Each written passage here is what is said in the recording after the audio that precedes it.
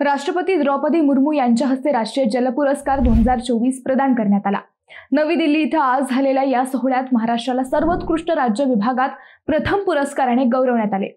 जलसंपदा मंत्री राधाकृष्ण विखे पाटील यांनी राष्ट्रपतींच्या हस्ते हा पुरस्कार स्वीकारला।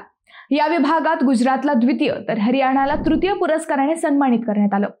याशिवाय उत्कृष्ट स्थानिक स्वराज्य संस्था विभागात नवी मुंबई महानगरपालिकेने प्रथम पुरस्कार पटकावला।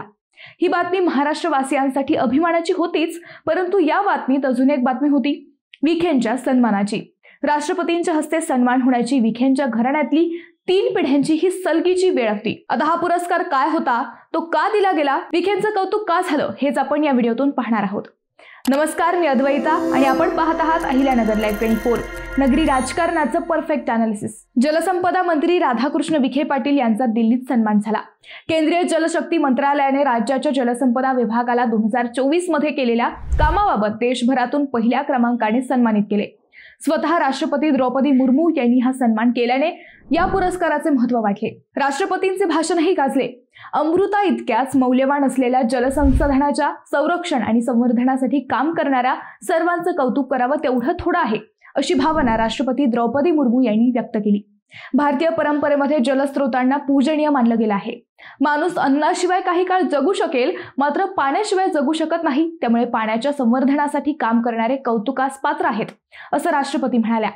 गेल्या वर्षी सुरू झालेल्या जलसंवर्धन जनसहभाग उपक्रमाद्वारे 35 लाखांहून अधिक भूजल पुनर्भरण संरचना उभारल्या गेल्या, असं राष्ट्रपतींनी यावेळी सांगितलं। देशात मर्यादित जलस्रोत असल्याने त्याचा वापर जपून करायला हवा, असं राष्ट्रपती म्हणाल्या। हवामान बदलाचा जलस्रोतांवर परिणाम होत असून जलस्रोतांच्या संवर्धनासाठी सर्वांनी एकत्र येऊन काम करावं, असं आवाहन यावेळी राष्ट्रपतींनी केलं। या कार्यक्रमात केंद्रीय जलशक्ती मंत्री CR पाटील, जलशक्ती राज्यमंत्री V सोमन्ना आणि राजभूषण चौधरी उपस्थित होते। या पुरस्कार सोहळ्यात 10 विभागांमध्ये 46 पुरस्कार प्रदान करण्यात आले। या विभागाची जबाबदारी 2024 साली मुख्यमंत्री देवेंद्र फडणवीस यांच्याकडे होती। त्यांच्या काळात या विभागाने राज्याच्या जलव्यवस्थापन व सिंचन क्षेत्रात उल्लेखनीय कामगिरी केली। पारदर्शकता, तांत्रिक सुधारणा, निर्धारित वेळेत प्रकल्प पूर्ण करणे यावर त्यांनी भर दिला। धरण सुरक्षा, जलसंवर्धन, सिंचन प्रकल्पांना गती, जलस्रोतांचा योग्य वापर या सर्व कामांसाठी घेतलेल्या निर्णयाबद्दल हा सन्मान करण्यात आला। या योजनेबाबत माहिती देताना विखे पाटील म्हणाले की हे यश पूर्णतः मुख्यमंत्री देवेंद्र फडणवीसांचंच आहे। अहिल्यानगर जिल्ह्यात वरदान ठरलेल्या निळवंडे धरण व कालवे त्यांच्याच काळात पूर्ण झाले। 50 वर्षांपासून हा प्रकल्प रखडलेला होता, परंतु फडणवीसांनी तो मार्गी लावला। जिरायत शेतीला त्याचा फायदा झाला। गोदावरी कालव्यांच्या नूतनीकरणासाठीही 400 कोटींचा निधी मंजूर करण्यात आला। हे कामही निर्धारित वेळेत पूर्ण करण्यात आले। राज्यात महायुतीची सत्ता आल्यावर सिंचन प्रकल्पांच्या कामास गती देण्यात आली। कालव्यांच्या सुधारणा करण्यात आल्या।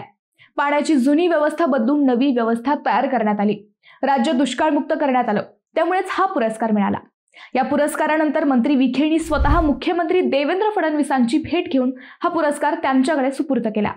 विशेष म्हणजे या जलसिंचनाच्या स्पर्धेत आतापर्यंत अव्वल असणाऱ्या गुजरात व हरियाणा या राज्यांच्या पुढे महाराष्ट्र गेल्याने या पुरस्काराची उंची वाढली। मित्रांनो, तुम्हाला हा विषय कसा वाटला हे आम्हाला कमेंट करून नक्की कळवा। शिवाय व्हिडिओ आवडला असेल तर चॅनलला सबस्क्राईब करून व्हिडिओला लाईक करायला विसरू नका। पुन्हा भेटू नव्या विषयावर, तोपर्यंत धन्यवाद।